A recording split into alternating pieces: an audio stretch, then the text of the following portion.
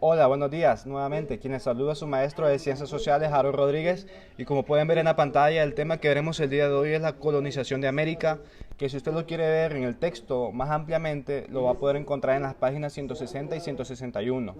Pues bien, como estamos hablando sobre la conquista española y todo lo que tenga que ver con el descubrimiento de América, voy a hacer un resumen corto sobre los tres procesos de los españoles en América y vamos a caer en lo que veremos el día de hoy. Inicio con el primer proceso, que es el descubrimiento. Cuando hablamos de descubrimiento, como pueden ver en la imagen, nos referimos únicamente a los viajes de exploración de Cristóbal Colón en América, es decir, los 4 viajes que emprendió Colón a territorio americano tienen que ver con este proceso de descubrimiento, es decir, desde el año 1492, que fue el año donde los europeos pues descubrieron América, hasta el año de 1502, que es el año donde descubren a Centroamérica y especialmente a Honduras, donde sabemos que Cristóbal Colón llegó a la isla de Pinos en el año de 1502 y fue el primer territorio centroamericano en ser descubierto por el marino italiano.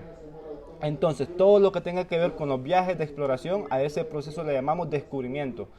Como pueden ver en la escalera, en el segundo peldaño, podemos ver lo que es el proceso de la conquista, que lo vimos la semana pasada. Y decíamos que la conquista es el proceso militar, como pueden ver en la imagen también, donde prácticamente estamos hablando del sometimiento violento. En otras palabras, cuando hablo de esto, me refiero a aquel proceso donde obligaron e incluso asesinaron a los grupos indígenas para poder apoderarse de las tierras y poder pues conquistarlos, en otras palabras, como su misma palabra lo indica. Bien, entonces este proceso ya sabemos que fue sangriento y fue un proceso donde hubieron muchas muertes de los grupos indígenas. Y el tercer momento, que lo podemos ver también en la pantalla, es el que vamos a ver el día de hoy, que es la colonización. Entonces, repito, los tres procesos de los españoles en América fueron: número 1, descubrimiento, seguido de la conquista, y número 3, la colonización. Bien, ¿qué se entiende por colonización? Podemos decir en pocas palabras que es la toma de poder de los españoles en América, donde los españoles imponen nuevas formas de vida. En otras palabras, ¿qué formas de vida? Es decir, que los españoles en este momento, cuando llegan a América, los grupos indígenas tienen que acomodarse a las leyes que traían los españoles. Es decir, actividades económicas que antes no se realizaban por parte de los indígenas, en este momento de la colonización estaban obligados a trabajar en lo que ellos les indicaran. Socialmente vamos a ver grandes diferencias sociales, y culturalmente la sociedad indígena deja de ser politeísta, es decir, que dejan de creer en muchos dioses y se convierten en una sociedad monoteísta. ¿Qué quiere decir monoteísta? Pues que creen en un único Dios, es decir, en Cristo. Entonces, esto en pocas palabras es la colonización, la toma del poder de los españoles en América. Bien, ¿cuándo inicia la colonización en Honduras? Pues inicia con la muerte del cacique Lempira. Es decir, que a partir de que Lempira fue asesinado por el español Rodrigo de Ruiz en 1536, entonces a partir de este momento se da lo que es el fin de la conquista. Lógicamente los grupos indígenas, al ver derrotado su gran líder, pues entonces los españoles toman mayor poder, y es así donde inicia la colonización. A través de esta muerte, entonces, desgraciadamente podemos decir que inicia la colonización. Ya explicaré por qué desgraciadamente. Bien, los españoles eran muy organizados en este momento, entonces crearon varias instituciones. ¿Cómo se organizaban en cuanto al poder los españoles? Primero, ya sabemos que los reyes Fernando e Isabel de Castilla, que se encontraban en la península ibérica está comprendida por los españoles y portugueses. Entonces, los reyes eran los máximos poderes, o sea, ellos tenían concentrado el máximo poder. A pesar de que no estaban en América, ellos tenían el poder.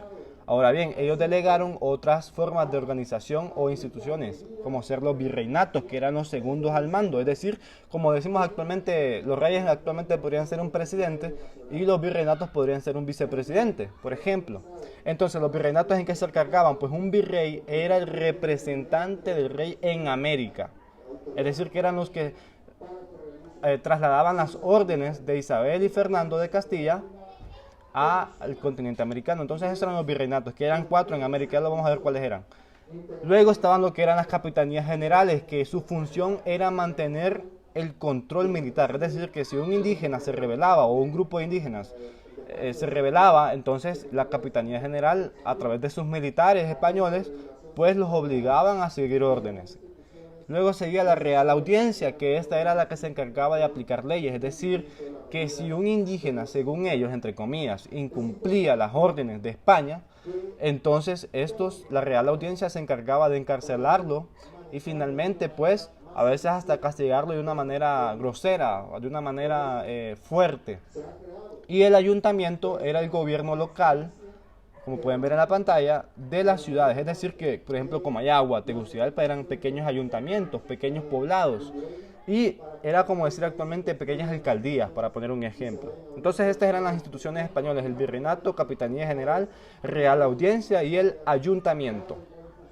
Bien, aquí tenemos un mapa donde cómo se organizaban los españoles en América. Se dividían en capitanías generales y virreinatos. Ya sabemos que los virreinatos tenían mayor poder. ¿Cuáles eran los virreinatos? Virreinato de Nueva España, que está coloreado de rosado, es México. También tenemos el virreinato del Río de la Plata, que era en Sudamérica con Argentina y Uruguay, que está coloreado de amarillo. El virreinato de Perú, como su mismo nombre lo indica.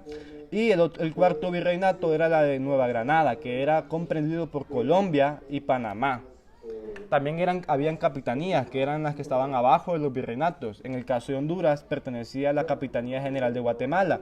A pesar de que dice Guatemala, no solamente nos referimos a este país, sino que también a los demás países centroamericanos como El Salvador, Nicaragua, Costa Rica, excepto Panamá. Panamá no.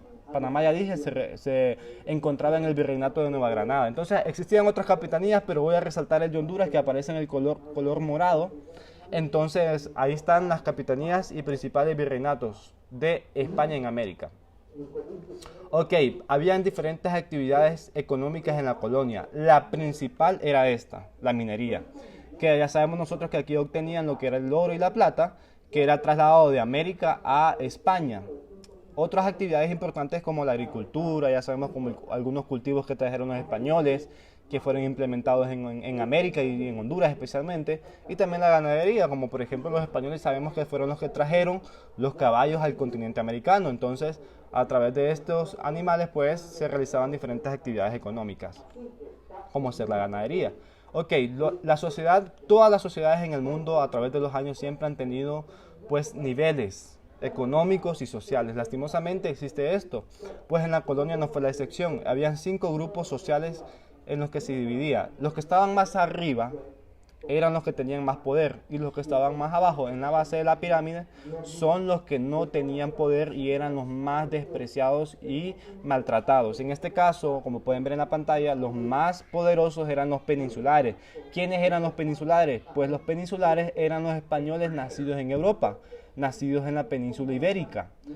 Luego estaban los criollos, que también tenían muchos poderes, pero no como los peninsulares. Los criollos eran españoles también, con la diferencia que eran españoles nacidos en América. Repito, los peninsulares eran los españoles nacidos en Europa y los criollos eran los españoles nacidos en América. Ambos eran españoles, con la diferencia de que unos nacían en Europa y otros en América.